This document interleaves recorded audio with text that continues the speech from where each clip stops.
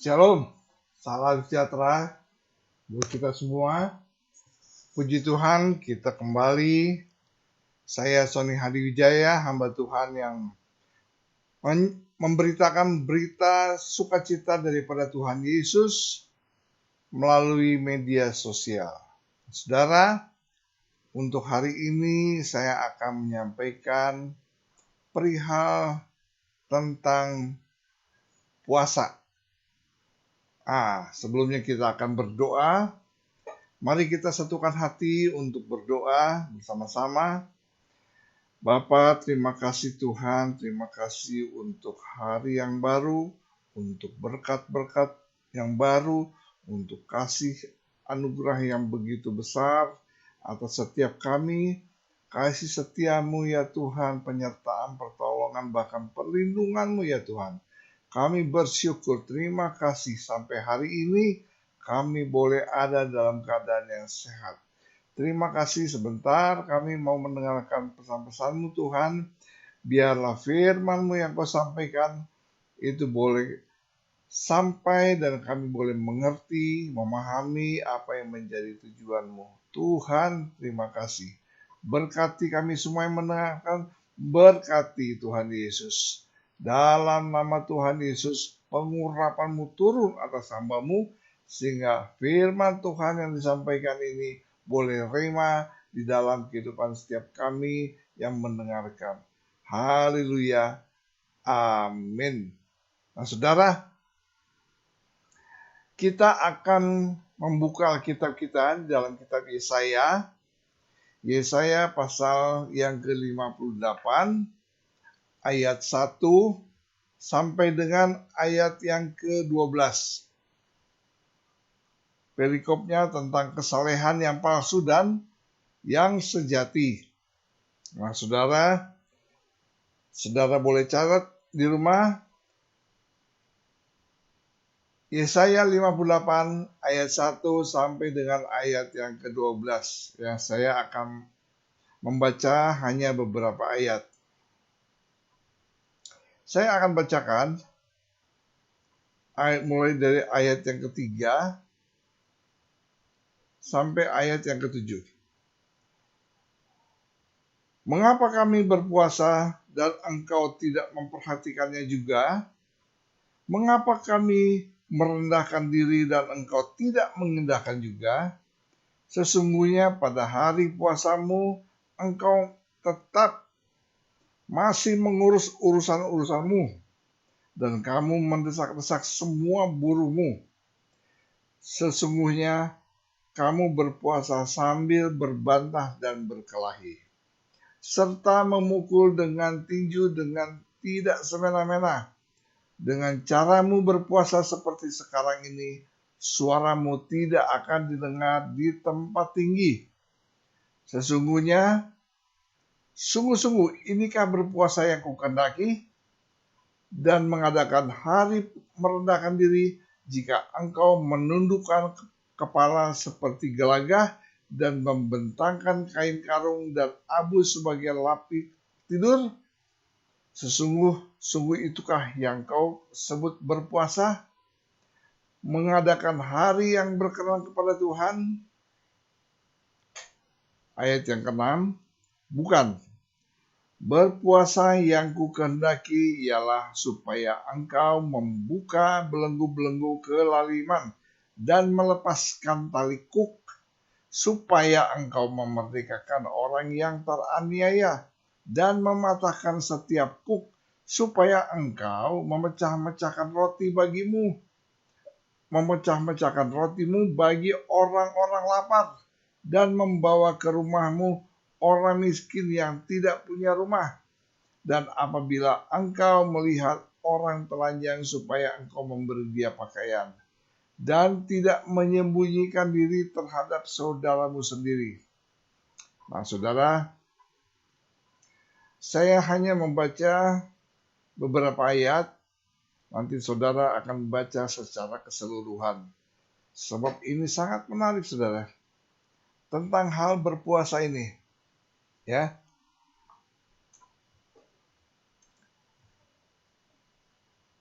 Saya akan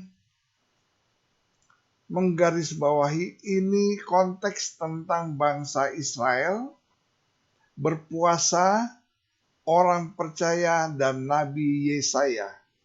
Ya, nah ini konteksnya saudara. Jadi bagaimana implikasinya bagi orang percaya pada masa ini? Nah, kita akan bahas bersama-sama. Jadi konsep berpuasa berdasarkan kitab Yesaya 58 ayat 1 sampai dengan 12. Yang pertama, Nabi Yesaya diperintahkan Allah untuk mengecam dan menegur setiap kesalahan yang bangsa Israel perbuat semasa mereka menjalankan ibadah puasa mereka. Yang kedua, berpuasa merupakan sikap respons orang percaya dalam mereka merendahkan diri dan meninggalkan hal-hal keduniawian. Yang ketiga, dalam menjalankan ibadah puasa harus sesuai dengan apa yang Allah kehendaki. Berpuasa juga merupakan salah satu disiplin rohani kepada Allah, saudara. Di dalam menjalankan kegiatan puasa, seseorang harus membawa damai sejahtera dan melayani orang lain. Berpuasa juga meningkatkan kesalehan pribadi seseorang dan kesalehan sosial seseorang. Ya. Nah, latar belakang masalah berpuasa ini bukan suatu hal yang asing lah bagi setiap orang Kristen ya. Berpuasa bagi kebanyakan orang dipahami hanya sebagai kegiatan spiritual, di mana orang yang melakukannya tidak makan dan minum selama waktu yang ditentukan. Banyak juga orang berpendapat bahwa puasa ialah seseorang yang pantang terhadap makan. Puasa adalah sahabat terbaik dari doa, di mana berpuasa menunjukkan tentang pentingnya dan seriusnya doa-doa seseorang. Saudara, kita akan lebih mendalam tentang hal berpuasa ini ya. Di dalam berpuasa, seseorang fokus kepada kegiatan-kegiatan spiritual yang merujuk kepada Allah, memusatkan diri dengan hal-hal yang rohani dan tidak menyibukkan diri dengan hal-hal yang duniawi. Lebih baik jika orang-orang percaya berpuasa dan berdoa sebelum mengambil keputusan yang sangat penting, juga pada saat timbul masalah di dalam gereja. Ya. Berpuasa itu nggak bisa lepas dari tuntunan kuasa Allah, saudara. Berpuasa juga bukan hanya sekedar berpuasa, tetapi bagaimana seseorang melakukan hal yang lebih di luar daripada berpuasa, seperti beribadah. Melakukan penyembahan karena berpuasa dikendalikan oleh Allah dan atas otoritas Allah. Pusat dari seseorang berpuasa ialah Allah, di mana Ia yang memberikan puasa dan berkat atas puasa yang dilakukan. Saudara dengar baik-baik karena ini sangat penting. Berpuasa menunjukkan pertobatan dan duka cita seseorang atas dosa. Dalam berpuasa, biasanya ini kan konteksnya zaman dulu ya, perjanjian lama, orang bangsa Israel. Dalam berpuasa disertai dengan air mata atas doa, dosa pribadi, dosa bangsa. Allah mendengar doa-doa seperti begitu. Nah, bukan hanya fokus kepada keadaan tidak makan dan minum pada saat berpuasa, juga tindakan dalam berpuasa, melainkan dalam berpuasa pengampunan akan dialami bagi mereka yang serius dalam berpuasa, yang disertai dengan doa yang serius, saudara. Tuhan Yesus memberikan contoh di mana Dia tidak lepas dari berdoa dan berpuasa. Bahkan ketika akan memulai pelayanannya, Dia terlebih dahulu berpuasa 40 hari tanpa makan. Saudara catat dalam Lukas 4 ayat 1 dan 2. Tuhan Yesus pun memperhatikan dan melakukan akan hal ini. Dia merasakan lapar yang juga dirasakan oleh kebiasaan banyak orang yang berpuasa. Ada juga beberapa tokoh Alkitab yang memperhatikan puasa ini. Di antaranya adalah siapa? Musa. Musa juga berpuasa selama 40 hari. Musa melakukan puasa 40 hari, 40 malam. Dalam ia berpuasa, dia tidak makan, tidak minum. Dia memilih bersama-sama dengan Tuhan dengan tanggung jawab besar yang diberikan Allah kepada dia. Saudara, boleh catat di dalam kitab Keluaran 34 ayat yang ke-28. Sebaiknya saudara catat setiap ayat, karena ini adalah referensi dan kita bisa memahami mengenai konteks puasa pada zaman perjanjian lama ya. Nah, demikian juga dengan Raja Daud yang diceritakan di dalam kitab perjanjian lama bahwa Daud pun berpuasa. Nah, saudara catat Mazmur 109 ayat 24 dan 2 Samuel 12 ayat 16. Daud berdoa kepada Tuhan agar anaknya masih diberikan hidup. Demi anak ia tidak makan dan semalaman berbaring di atas tanah. Tetapi Tuhan bermaksud lain. Dan Daud tidak menyalahkan Tuhan, saudara. Ya. Itu ada dalam kitab 2 Samuel 12 ayat 16 sampai dengan ayat yang ke-22. Nah, di dalam sejarah cerita perjalanan perjanjian lama, kita juga bisa menjumpai ada seorang tokoh wanita, yaitu Ratu Esther, ya kan? Ratu Esther melakukan puasa yang begitu memperhatikan akan esensi dari berpuasa. Dia menyuruh semua orang Yahudi yang berada di Susan untuk apa? Untuk berpuasa. Dan tidak hanya mereka yang berpuasa. Esther sendiri ikut turut dalam melakukan puasa. Untuk menghadap raja, ia tidak makan dan tidak minum selama berapa hari? Selama 3 hari. Saudara catat, Esther pasal 4 ayat yang ke-16. Nah, Esther dan Mordekai berpuasa. Untuk apa? Ada tujuannya, saudara. Untuk menyelamatkan umat Israel dari gerakan pemusnahan yang memang sudah direncanakan oleh Haman, yang pada waktu kemudian terjadi setelah dilakukan puasa berhari-hari. Keadaannya malah menjadi terbalik, di mana umat Israel selamat dan juga menghantarkan Mordekai menjadi perdana menteri. Dan menghantarkan Haman yang mempunyai rencana jahat, itu malah dia menuju kepada apa?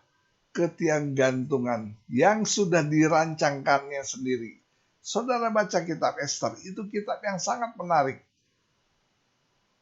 Lalu ada lagi tokoh lain, yaitu Daniel. Daniel yang berdoa, berpuasa, dan mengenakan kain kabung. Dalam dia menjalankan puasanya, ia menaikkan doa kepada Allah dan mengaku segala dosanya, baik dosa pribadi maupun dosa bangsa Israel. Nah, dapat dilihat bagaimana Daniel dalam menjalankan puasanya tidak fokus hanya kepada diri sendiri, tetapi kepada penyangkalan diri dan mendoakan orang lain, bentuk puasa yang sejati. Saudara catat, Daniel pasal 9 ayat 3 sampai dengan ayat yang ke-19. Saya sudah mempersiapkan catatan-catatan ini, saudara, supaya kita memahami perihal puasa ini. Ya. Sebab kita perlu juga mengetahui tentang hal kewajiban puasa itu seperti apa. Ya. Nah, di Niniwe, pada waktu Allah berfirman bahwa Niniwe akan ditunggang balikan dalam 40 hari, saudara. orang-orang Niniwe dengan berpuasa dan berkabung, tidak makan, tidak minum, dan tidak berbuat jahat. Itu ada dalam kitab Yunus pasal 3 ayat yang ke-7. Kemudian Allah melihat apa yang mereka lakukan, dan Allah melihat bahwa benar-benar mereka melakukannya dengan benar, dan Allah pun menyesal telah merencanakan malapetaka kepada mereka. Yunus 3 ayat yang ke-10. Nah, bagi bangsa Israel mempunyai satu kebiasaan, berpuasa pada hari pendamaian. Pada hari pendamaian untuk apa? Untuk mentahirkan bangsa Israel dengan cara merendahkan diri dan tidak melakukan suatu pekerjaan. Saudara catat Imamat 16 ayat 29 sampai dengan ayat 31 dan Bilangan 29 ayat yang ke-7. Di dalam kitab Zakaria, di mana orang Israel sesudah pembuangan harus melakukan 4 kali puasa di dalam 1 tahun. Zakaria 8 ayat ke-19. Saudara, jadi banyak sekali metode-metode berpuasa di dalam perjanjian lama. Dalam tradisi perjanjian lama juga puasa dalam prakteknya adalah wujud di mana seseorang memperlihatkan atau menggambarkan bahwa dia sedang berduka dan berdoa kepada Tuhan. Ya. Itu ada di dalam 1 Samuel 31 ayat yang ke-13 dan Nehemia 1 ayat yang ke-4. Dalam artian keseluruhan atas apa yang dijelaskan oleh perjanjian lama mengenai berpuasa, itu merupakan tradisi atau kebiasaan masyarakat yang beragama di dalam menjaga hubungan agar tetap baik dengan Allah. Kemudian bagaimana dengan bangsa Israel? Di dalam kitab Yesaya 58 ayat 1 sampai dengan 12. Di dalam konteks Nabi Yesaya, mereka berpuasa dengan merendahkan diri, tetapi Allah tidak mengindahkan perbuatan mereka. Mereka berpikir bahwa Allah pasti memberikan perhatian besar kepada mereka dan mengakui bahwa Allah berutang atas ibadah-ibadah mereka. Iya kan? Ya. Padahal mereka sudah merendahkan diri dan berkabung, tetapi Allah masih saja tidak mengindahkan perbuatan mereka. Saudara, itu konteks dari Yesaya 58 ayat 1 sampai dengan 12, saudara. Ya kan? Mereka pada sudah merendahkan diri dan berkabung, tapi Allah masih saja tidak mengindahkan perbuatan mereka. Alasan utamanya apa? Puasa dan doa-doa mereka tidak diterima oleh Allah, yaitu karena mereka melakukannya atas motivasi yang tidak baik, bukan kepada Allah, melainkan kepada mereka sendiri. Mereka berpuasa tapi mereka terus berbuat dosa. Mereka puasa tapi terus melakukan banyak hal kejahatan. Tiap-tiap hari dari mereka tidak berbalik dari kehidupan jahat mereka. Seperti orang-orang Niniwe. Ini yang membedakannya, saudara. Jadi hal-hal yang demikian yang Allah tidak sama sekali menghendaki bagi mereka dalam mereka menjalankan ibadah puasa mereka. Bangsa Israel tidak memahami ketika mereka berpuasa harus merendahkan diri, tetapi nyata-nyatanya mereka melanggar dan mereka berpuasa tidak sesuai dengan aturan awalnya. Nah, Nabi Yesaya menegur orang-orang berdosa di Sion, di mana dengan ibadah-ibadah yang lahiriah yang bangsa Israel laksanakan, khususnya kepada puasa yang mereka lakukan. Itu Nabi Yesaya tegur mereka supaya melakukan ibadah puasa dengan benar, sesuai dengan arahan daripada Allah. Puasa yang mereka jalankan tidak serta-merta itu mendatangkan damai sejahtera. Karena tidak dilakukan dengan benar, tidak sesuai dengan apa yang Allah kehendaki. Nah, lalu bagaimana dengan orang percaya saat sekarang ini yang biasanya melakukan puasa, tetapi masih hidup di dalam dosa? Apakah mereka menerima pengampunan dari Allah atas puasa yang mereka jalani? Kebanyakan dari orang-orang percaya berpuasa tidak memperhatikan bagaimana kehidupannya dengan dosa, saudara. Kebanyakan memang begitu. Dosa yang sering diperbuat menjadi suatu kebiasaan, seringkali dianggap sepele pada waktu menjalankan puasa, ya kan? Orang-orang kurang melihat atau kurang memperhatikan kepada diri mereka, di mana dosa harus diselesaikan terlebih dahulu dengan Allah. Ketika seseorang juga dalam berpuasa, mereka lupa akan hubungan sosial dengan orang lain. Mereka melakukan puasa tetapi mengabaikan orang lain. Hanya fokus kepada diri sendiri. Bahkan gereja pun sama begitu. Dalam mereka menjalankan program doa dan puasa, mereka di gereja hanya fokus kepada kegiatan doa dan pujian tanpa tindakan langsung kepada orang-orang di luar gereja. Saya nggak bilang semua loh, kebanyakan seperti begitu.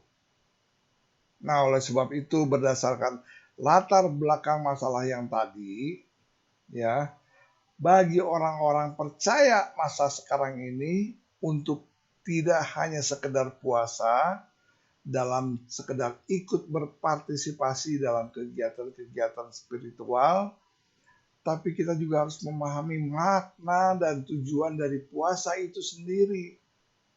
Bagaimana Allah turut bekerja dalam puasa yang dilakukan dengan benar, dan bagaimana seseorang hidup kudus dan melepaskan pengampunan terhadap orang lain. Puasa tidak hanya soal pantang makan dan minum, berdoa dan beribadah, melainkan berpuasa juga seseorang tidak hidup dalam kompromi kepada Allah, juga kepada manusia, jangan lupa, dan memiliki hubungan yang baik dengan semua orang. Saudara, itu konteksnya dalam perjanjian lama, ya. Nah, sekarang apa kata Tuhan Yesus tentang hal berpuasa? Saudara baca, kita buka Matius 6 ayat 16 sampai dengan ayat yang ke-18. Mari kita baca. Saudara boleh catat di rumah. Matius 6 ayat 16 sampai dengan ayat 18. Yesus mengatakan apa? Yesus mengatakan, dan apabila kamu berpuasa, janganlah muram mukamu seperti orang munafik. Mereka mengubah air mukanya supaya orang melihat bahwa mereka sedang berpuasa. Aku berkata kepadamu, sesungguhnya mereka sudah mendapat upahnya.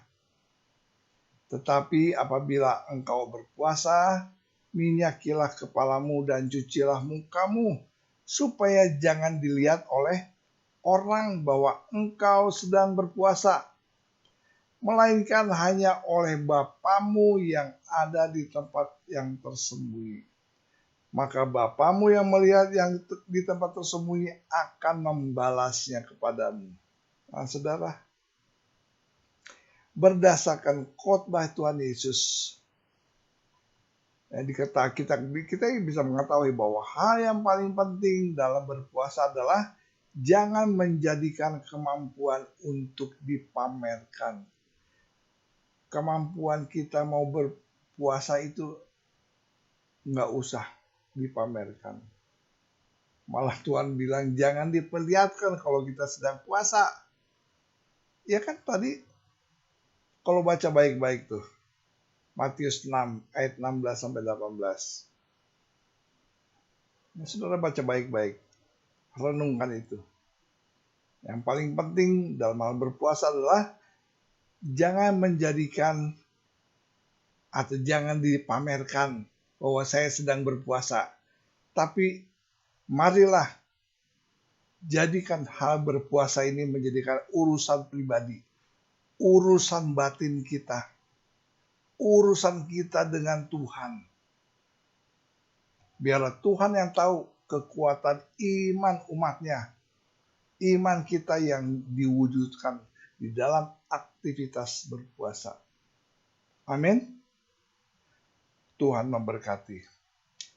Mari kita satukan hati untuk berdoa. Bapa, kami bersyukur ya Tuhan untuk pesan-pesan-Mu pada hari ini. Biarlah Tuhan, Engkau memberkati kami semua yang mendengarkan dan kami boleh memahami perihal berpuasa Tuhan.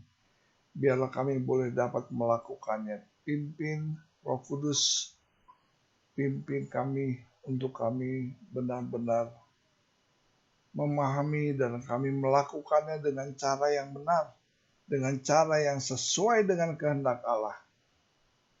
Terima kasih Bapa, terima kasih untuk pesan-pesan-Mu, untuk firman-Mu, firman yang hidup, firman yang ajaib.